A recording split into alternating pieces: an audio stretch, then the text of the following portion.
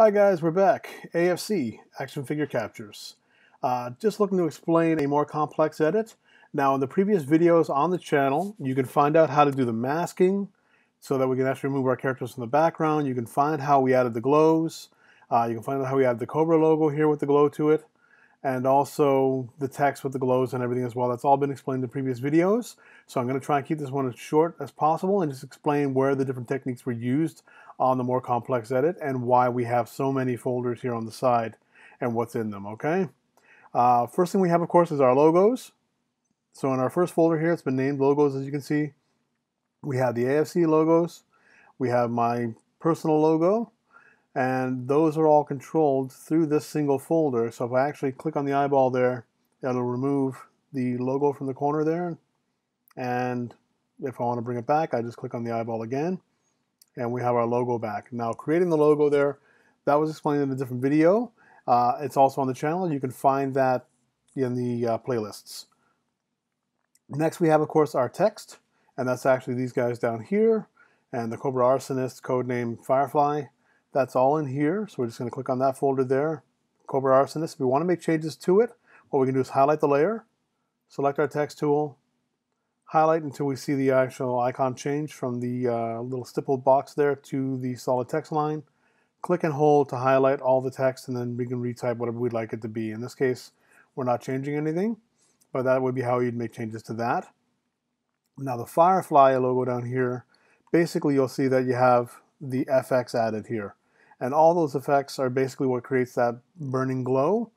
Again, explained in a previous video. But those effects can be turned on and off if you want to just basically turn those on and off. And you can hide them as well just by clicking the eyeball there, and that gets rid of that layer. Now you'll notice there was two layers there. That was duplicated in order to create an even brighter fire effect, because if I turn the one off, you can see it's pretty dark. The second layer just added to the glow and intensified it, so that's why there's two layers of that particular one. The FX are normally found in this FX tab, and when you download them, you can buy them from different websites as well. I'll link Envato, which is one of the ones I use most often, in the video description. And then you just would select whatever layer style you want from the layer styles that you have, and that will add the effect to those to the text. Same goes for the Cobra logo here in the background. Now that was a solid Cobra logo, and it was just the regular red logo. I basically added one of the effects that I have in my panel here, and then I took a paintbrush, it's more like a splatter brush, and I painted away using a mask to remove the areas that I wanted to have look like they've been damaged. So that was using a layer mask.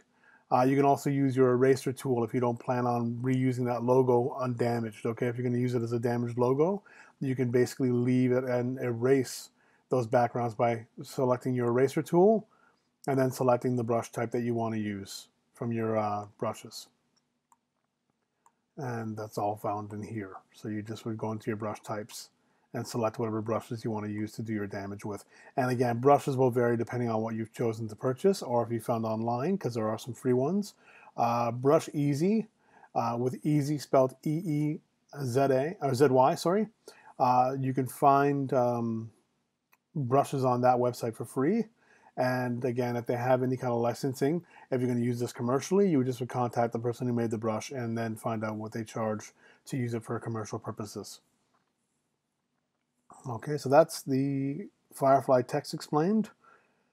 Next we have our drone style groups. And in this case here, I have multiple folders containing the drones that you see in the background here. And you'll notice they were shot on different angles. So again, the photography tutorial that's actually on the website will teach you how to shoot using a light cube and how to set up your lighting and position your figures the way you'd like them. But in this case here, we've already taken the shots. So you can notice there's two different angles I shot them on. I have one kind of shot where they're flying off to the side. And then I have the one where they're actually flying forward, like directly at the camera. And those different styles can be turned on and off by using my eyeball tools. And I did have two separate groups, one for the left, one for the right. And that's where those come in. That's why you see so many drone copy folders here. Okay. And I also did use additional folders for different poses that I have the figure in, which I'll explain in a moment as well. Now the glows on their eyes, okay, those are actually in the folder here as well. And you'll see drone eye bomb timer. So the bomb timer would be the blue here. The drone eye would be the eyeball of the drone. And I'm not sure which guy this ties into, so forgive me. I'm just going to click on it and we'll find out which one it turns off. And you'll see that deactivate in a moment there. So it's this guy here in the top corner there. So that turned off the eyeball glow and the bomb timer glow. And those were created again using the effects layers, the effects filters that are in the effects tab up here. And then I had to change the colors. Again, this is all explained in one of the previous videos, one of the longer ones, unfortunately. But this is how you do all these things. It basically is a matter of selecting the effect that you want, picking the one you want to use. In this case, I believe I used this one here. It's down here a little lower in a moment. See how that changed the entire look of the drone there? We don't want that, obviously. So we're going to hit Edit, Unapply Style, or Undo, and that's going to take us back. Now, the one that we wanted to select was basically just the eyeball here, and then we would pick the layer style from this list. I picked this one in this case, and that's what that red glow is, okay? And basically that's how that worked. And then to make the blue one, I duplicated that layer, and then I went into the actual effects setup. So when you see here where it says drone eye, if I double click on the FX icon there, I can go in and make changes to these colors, and I can make them whatever I'd like them to be, and then you'll see it reflecting on your screen here where it changes color, okay? In this case, I'm not changing anything, so I'm just going to hit cancel. Okay, well, that's how those effects were added. And the blue one, it was just a matter of me basically taking the orange one here and then making changes to the colors until I got the blues to show up. Okay, so it was just basically your outer glow, your inner glow, that sort of thing. And when you click on each one of those and change it from orange to the bluish colors, that's where you're going to get your different colors. And that can be any color you select from those from that icon there. So once again, I'll just show that quickly so it makes a little more sense. Here's a preview of what it will look like. As I go to each one of these options, color, bevel, and emboss, you'll see that there are colors related here. And I would basically just double click on it. So tap twice, and then I can make my change. Okay? And then once I select the color that I want, I would hit OK. In this case, I'm just going to cancel it because I don't want to change it. Okay, so that's the drones explained. And again, as I said, there are multiple sets of drones, and they're in different groups. So it's the same thing, though. It's basically just the style of the drone, the glows, and then basically making copies of them to place them throughout. So there was one drone shot in the picture originally, and I just took the drone shots on 2 different angles, and then I just made duplicate copies by basically dragging them. So I picked one of the layers here, and I just basically picked it here after I had it masked out from its background. So I used a layer mask and painted away all the area around it, just so I had only the drone showing. And then I just click and drag down to new layer, and it will create a duplicate copy of that same drone. Okay, and then I can just click on it and then drag it anywhere on the picture to reposition it wherever I'd like it to be. So I would use my move tool here, and then I would just click and drag and place it wherever I wanted that one to be. And again, in this case, I don't want it, so I'm just going to hit Command Z to go backward. I'm going to hit Command Z again to delete that layer that I just made because I don't need it. So Command Z or Command Z, that just takes you one step backward so that you're not, basically stuck with the change you made. So that's our drone setup in this case. Now, Firefly, you'll notice I have Firefly, Firefly Close-Up, Firefly 3. This is because I shot this figure in different ways, and then I positioned him into the shot. So basically, now that I'm using that eyeball there, it's going to hide that particular version of the figure. If I click on the next one, it's going to do the close-up shot that I took of him, where I cropped him a lot closer, and that'll show up in just a moment. So then now we have him up close, and then you'll see the goggle glow. Same thing as the eye of the drone, same thing as the timer there. If I open up this folder here, you're going to see goggle glow copy. If I deselect that, it's going to hide it. I made the glow the same way I did the eyes and the timer on the bomber there, and I can turn that glow on or off, but I have it positioned in with this particular group because it actually goes with this particular close-up. Okay, if I hide this folder again and I pick the next one below, this was again the same figure, but it's a third angle of the shot where the figure is actually jumping in the air. Again, I created a layer for the goggle glow and the bob timer. Okay, so that little glowing blue on the bomb timer, that's one of the effect glows. And then the goggle as well.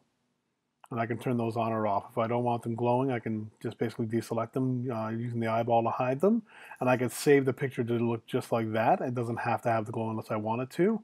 My opinion, it looks better with the glows, and so that's how I chose to save them, as I liked having the glows in place. But if I want just that, I can have just the figure without the glows in place. The rectangle here is this outer rectangle that's glowing. As you can see, it's kind of like a flaming border frame. Again, one of the effects from our effects tab. Okay, it was one of these guys in here.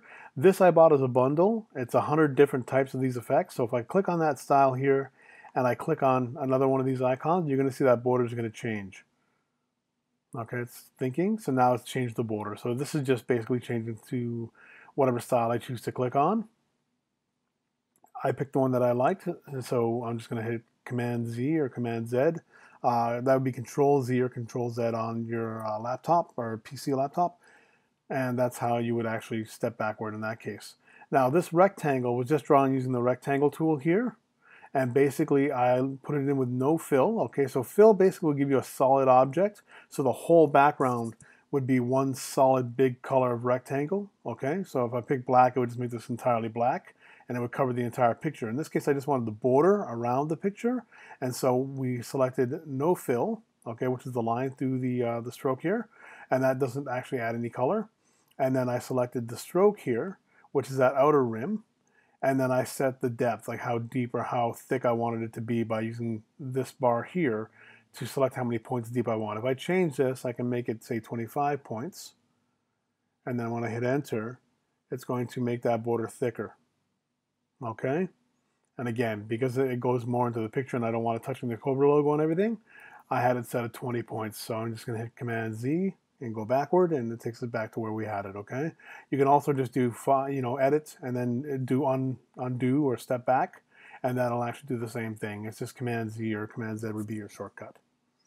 Okay, that's our Cobra logo. So basically, that was the one that I actually painted, and like I said, to do the battle damage to that, I took the original red Cobra logo and with a transparent background. So I went online and I typed in Cobra logo PNG, which is a Photoshop formatting. Okay, so .png, and it found the Cobra logo without the background.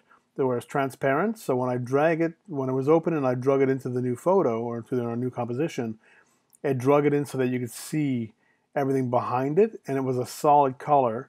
I adjusted the opacity by picking one of those layer styles. So I went into the effects thing and I picked a particular layer style, and that's where we got our glow from. Okay. Next we have backgrounds. Okay, so I just call them BG for background, and I have background 1, which is the one you see there, and then I had a second background that I had an option of using, and it was this one that will pop up in a moment. And they're very similar looking. It's a little hard to tell the difference because they are quite similar. Actually, in this case here, it's the same background. I just had it in 2 different positions. So this building that shows up here, I had that one further to the side so that it actually was zoomed in a bit more. So I had it saved in 2 different versions so that I could actually reposition where our background was falling. Instead of having to just keep clicking on it and dragging it back and forth, I created a second layer in the angle that I wanted it on. So in this case here, I believe I had 1 selected as my background so that everything got moved backwards. And then the background black here, I end up doing that because basically I have a solid black square underneath everything. So if I actually do go ahead and hide everything, you'll see here, if I don't have a background selected here, see that gap at the bottom? That gap was because these backgrounds are actually sitting higher up. I didn't want to stretch them out too much. So I actually added that black rectangle underneath to fill in this gap underneath in solid black. I could choose different colors to match it better. When I actually tried the black, it looked fine, and so I just left it. Normally I would have just extended the photo, but I wanted these buildings to be showing up, and if I kept trying to stretch out the photograph and make it bigger and bigger, I would lose more and more of those details in the background, and so that's why I chose to add just that little bit of the black underneath. And I could make that look better by adjusting the colors to match the road a bit better there, but when I did it, it looked fine, so I just stuck with it. And that's basically this entire edit. The folders are a little confusing until you get used to it, but it's just so that you have an easier time grouping and only making changes to the areas you want to make changes to. Like I don't want to make any changes to Firefly in that case, so I'm going to hide that version of Firefly, and then I can basically bring back the one I had initially by selecting the eyeball on top. And by separating them, at least I'm able to control kind of what I'm turning on and off. So again, I have his goggle glow there, so I can like turn the goggle glow off. If I had multiple goggle glows and multiple angles of the figure in there, I'd have to make sure everything's labeled properly and to know, okay, I'm turning off goggle glow number 2 versus goggle glow number 1 or 3, etc. So it's just easier to put them into their own individual folders and to have them separated. Now to create a folder, all you do is basically anything that you want to put in the same grouping together or to group them together in one single area, you would select your move tool, okay? And when you have your layers made here, like in this case here, I have the goggle glow and I have this copy of Firefly as well as the second one.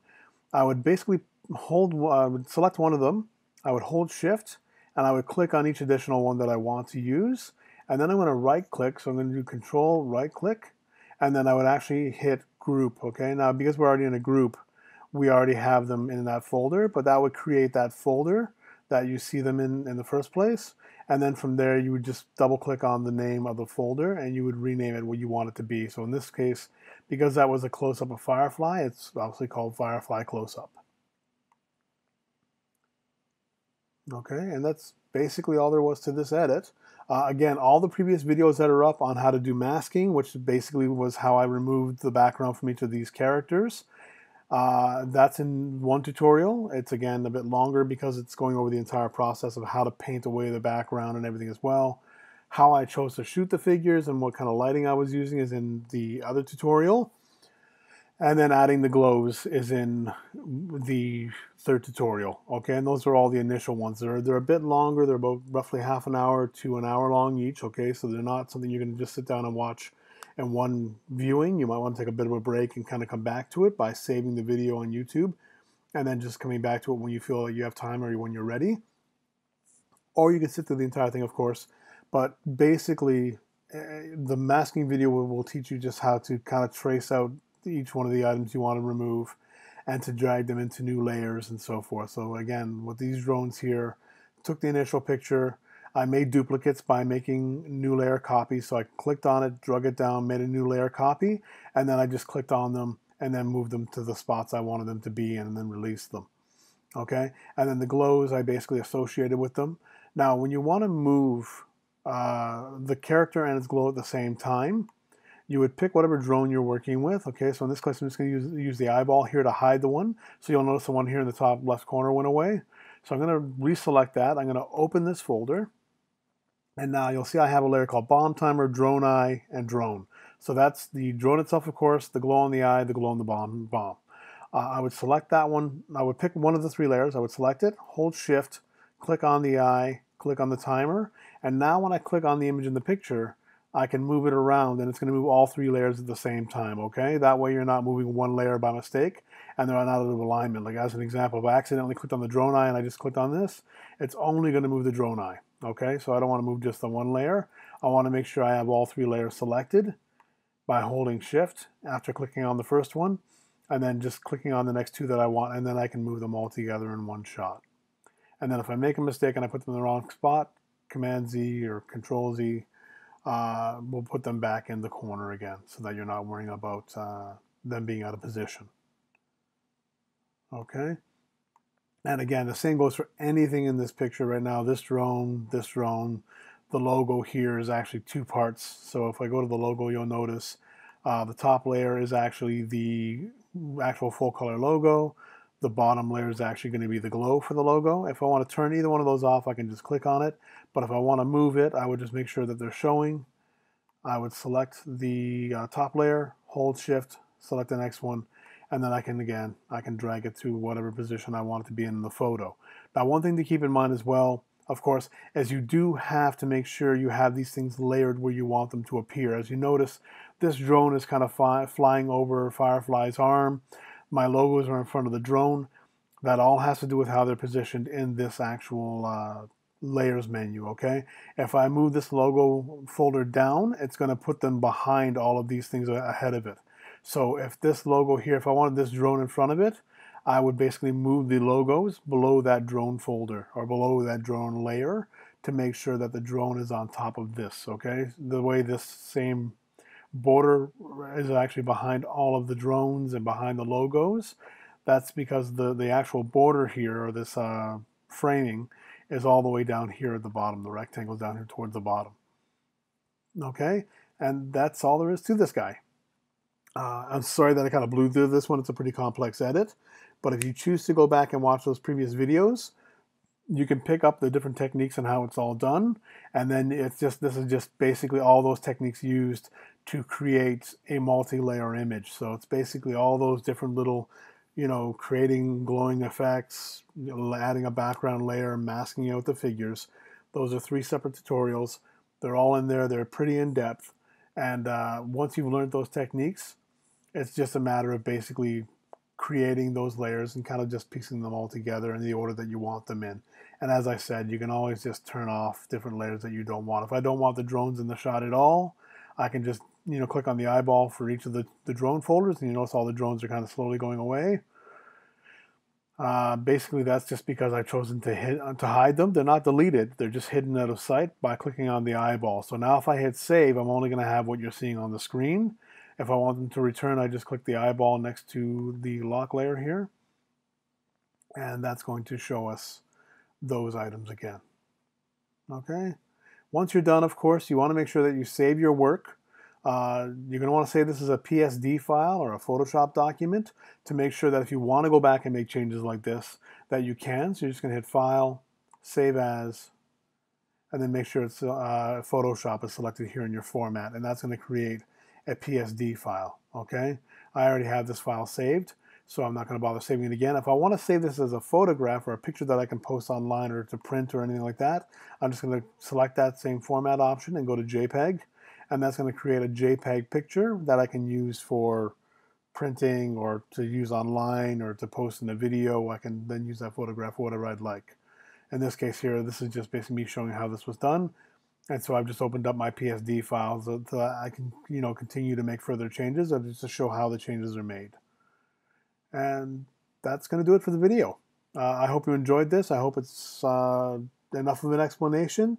If there are any questions about any of this, just please leave a comment in the bottom of the video, and I'll try to respond to them as quickly as possible to let you know the answers to whatever questions you might have.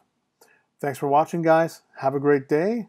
And if you like what you see, please, again, subscribe to the channel, hit that like button for the video, hit notifications if you want to see more, and I'll keep this going as long as I can, as long as you guys are willing to watch and as long as you're interested in seeing what I'm doing.